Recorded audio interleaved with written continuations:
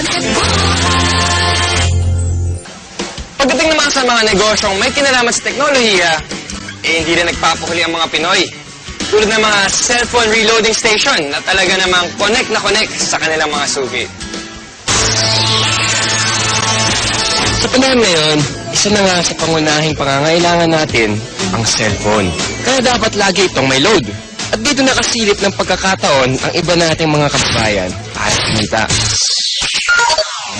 Ang V-Mobile, nakaisip ng paraan kung paanong sa pamamagitan lang ng isang telepono at isang SIM card, maaari nang makapagbenta ng load ng kahit anong network. Ang kaibahan nitong V-Mobile, gamit mo yung cellphone mo, makapagbebenta ka ng lahat ng klase ng prepaid, cards at saka electronic, para magkaroon ka ng negosyo. Taong 2008, nagsimula ng V-Mobile ang negosyong ito. Ang sistemang gamit nila, all-in-one load service, kaya one-stop shop ang kanilang serbisyo. Kailangan mo rito, at least meron kang cellphone, meron kang maliit na puhunan, hindi mo kailangan ng malaki, although pwede rin maging malaki ang puhunan mo. Yan ay depende sa kung plano mo sa negosyo. Kung gumagamit ka ng internet, napakasimple lang gagawin mo. Punta ka sa aming www.loadextreme.ph. Tapos pag nakita mo na itong website nito, diba, yung online loading, kiklik mo, lalabas dyan yung aming dialog box. I-enter mo yung account mo, papasok mo. So, in this case, pipiliin ko na lang, papasok ko yung aking sekretong PIK. Tapos mamimili ako ng produkto. Tapos, lalagay ko yung cellphone number. Kiklik mo ngayon yung send load. Pag okay natin, yun na. Pero paano ka nga ba kikita sa negosyong ito? Halimbawa, may magpapaload sa iyo ng 100 pesos. Ang babawas ng load wallet mo ay 90 pesos lang. Ibig sabihin, may 10 piso kang kita sa bawat 100 na i-reload mo sa iyong customer.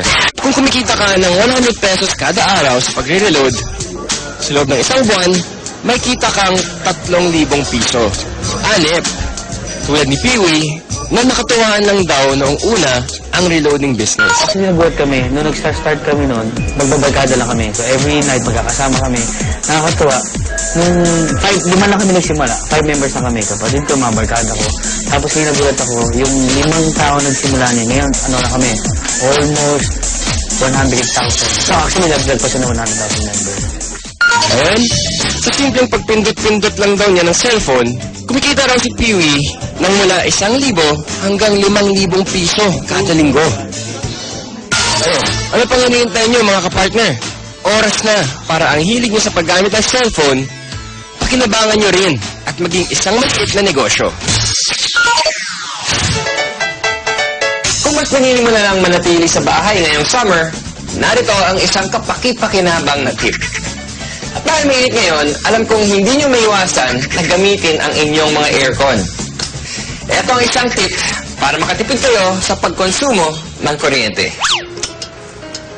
Ilagay sa timer mode ang aircon at iset sa 2 hanggang 3 oras lamang.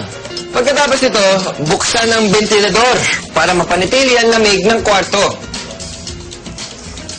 May enjoy mo na ang lamig, makakatipid ka pa. O, di ba? Pwede naman eh. Kaya mga kapartner, tandaan, dapat maging wais all the time. Ano ba masasabi natin?